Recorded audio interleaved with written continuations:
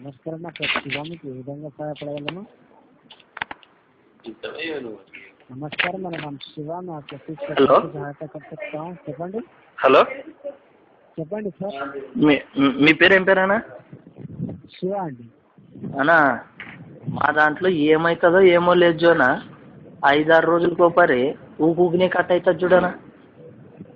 ఇప్పుడు phone చేసింటామన్నా, phone చేసింటే అవతల ఫోన్ ఎత్తుతారు కానా, ఫోన్ ఎత్తితేనే దుడ్లు కట్ అవుతుంది జోనా. అవునండి. మేము కొనుక్కోయిన కాడ ఏం చెప్పారంటే, సిమ్ము అమ్మినోడు దుడ్లు కట్టగా ఇది ఫ్రీ సిమ్ అన్నాడే. మరి ఇప్పుడు చూస్తే దుడ్లు కట్ అవుతుంది జోను. అవునండి, క్షమించాలి, చెక్ చేశాను. ఎందుకంటే మీరు SMS చేస్తున్నారు కదా. మా ఎస్ఎంఎస్ అంటే ఏమన్నా సార్, ఈ నంబర్ నుంచి SMS చేస్తున్నారండి. SMS చేయడం వల్ల 60 పైసలు ఒక్కొక్క SMS కట్ అవుతుంది మీకు. ఓకేనా? ఓనా, ఎస్ఎంఎస్ అంటే ఏమన్నా మాకేం తెలియదన్నా. మా కొడుకు వాడు రోజు కాలేజీ చదువుతాడు, వాడు ఏపిచ్చాడు చూడనా. ఏమన్నా కట్ చేస్తారా ఏమన్నా? అట్లాంటివి మీరు కంపెనీ వాళ్ళు చూసుకోవాలన్నా. మా కొడుకులు ఏమంటే ఏం చేస్తారు, మా ఫోన్లు తీసుకొని మీరు అట్లాంటివన్నీ పట్టించుకోవాలి కదన్నా.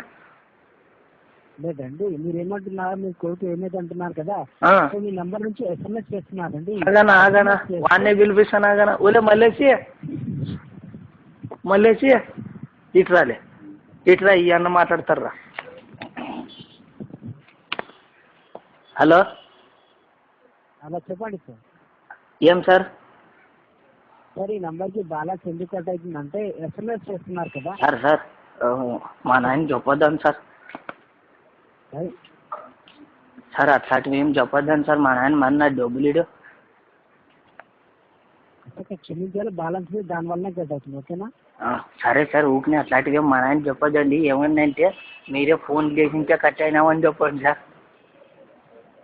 ఓకే అంటే ప్రజెంట్ దానికోసం కొట్టకపోయినా నా థ్యాంక్స్ అన్న. అట్లాంటివి ఏం చెప్పొద్దు. మరి మా నాయనకి వేసాను చూడనా, అది ఏం ముగ్గునే కట్ అయ్యేదని చెప్పానా. ఓకేనా? చెప్పండి సార్. ఇప్పుడు ఎందుకు కట్ అవుతుందంట? మా వాడు మాట్లాడాడు కదా. అదే సార్, SMS చేస్తున్నారు. మళ్ళీ మీకు బ్యాలెన్స్ కట్ కాకుండా చూసుకుంటాం. ఓకేనా సార్? సరే సార్, అట్లా చెప్పండి సార్, గట్టిగా చెప్పండి మా వానికి. Okay sir.